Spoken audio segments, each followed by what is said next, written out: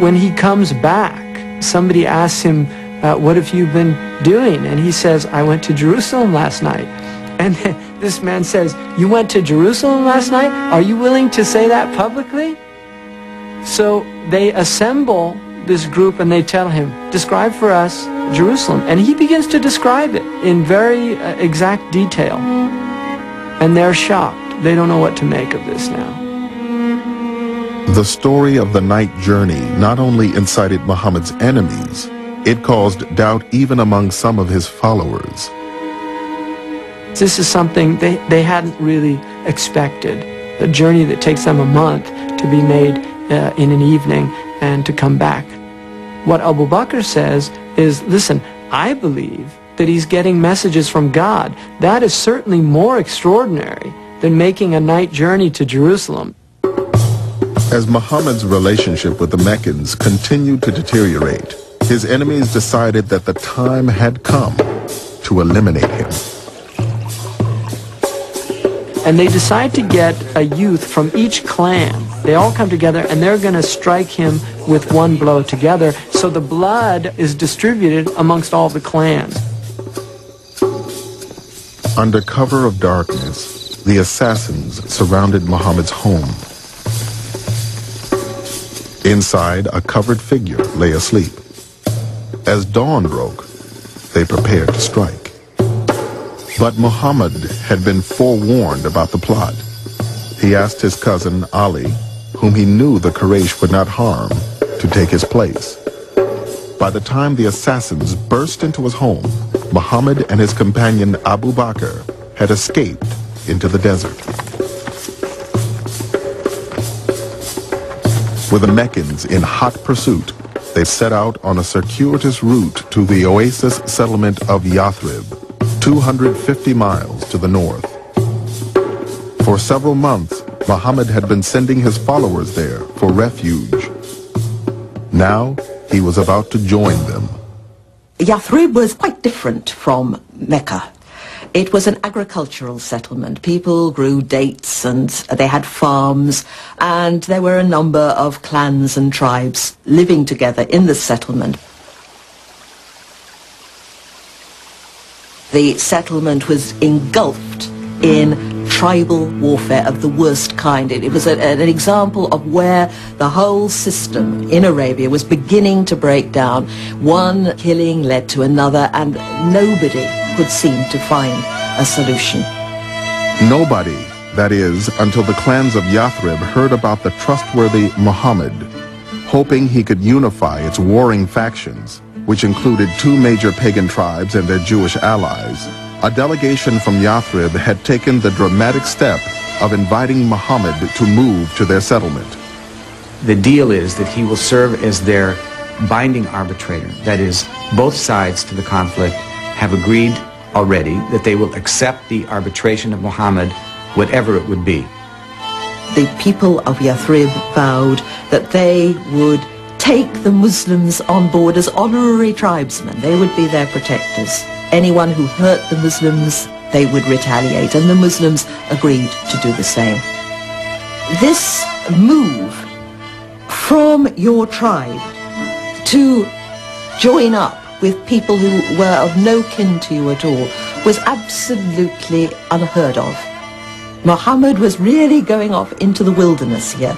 He was breaking every tie, doing something utterly shocking and novel. When Prophet Muhammad was leaving, he stood up on a hill, and he was looking on Mecca, and his tears were coming down of his eyes, and he talked to Mecca and he said, God knows that I love you, Mecca, so much, but it is your people who are chasing me out. In Yathrib, Muhammad's followers anxiously awaited the Prophet's arrival. Had the man they hoped would save them been able to save himself? Had the Meccans captured or even killed him? When Muhammad finally reached the outskirts of the city, his relieved followers rushed to greet him with a song Muslims around the world still sing 1,400 years later. وجب الشكر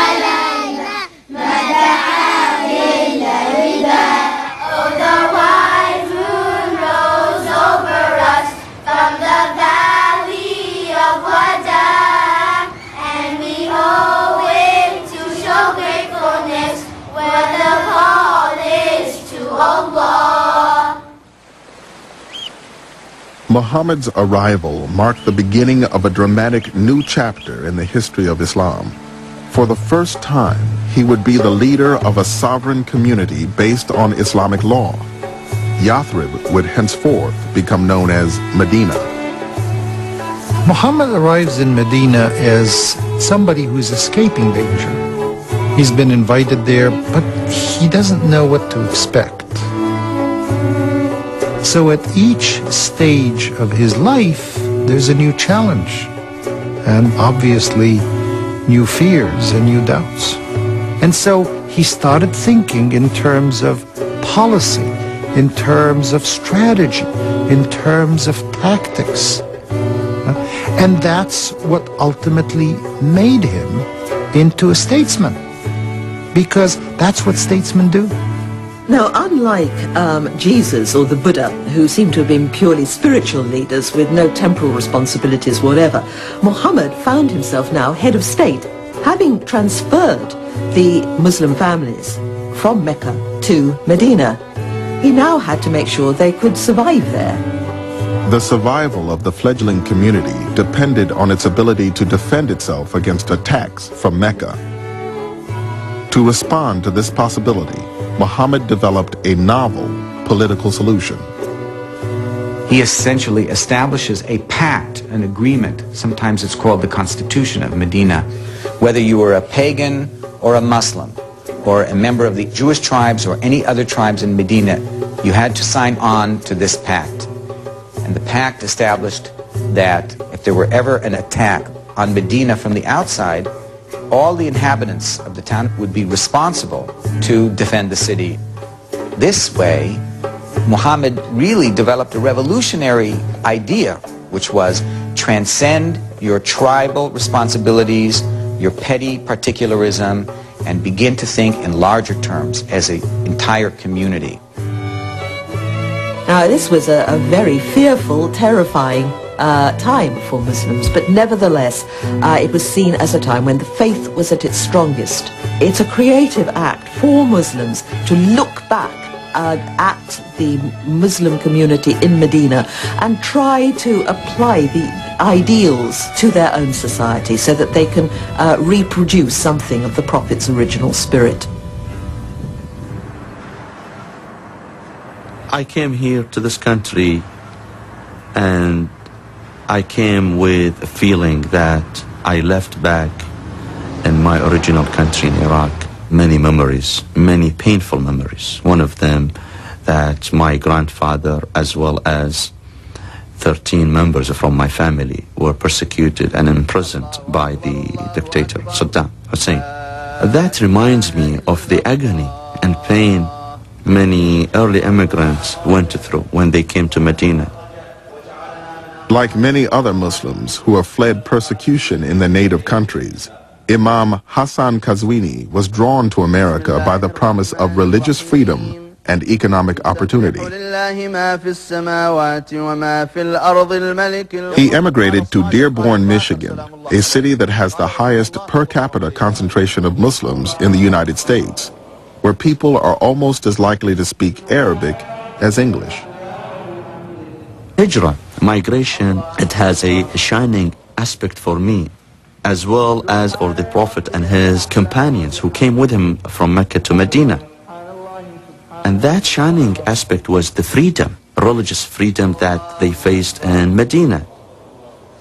Muslims here in America, they feel they are more free in practicing their religion than many other Muslim countries.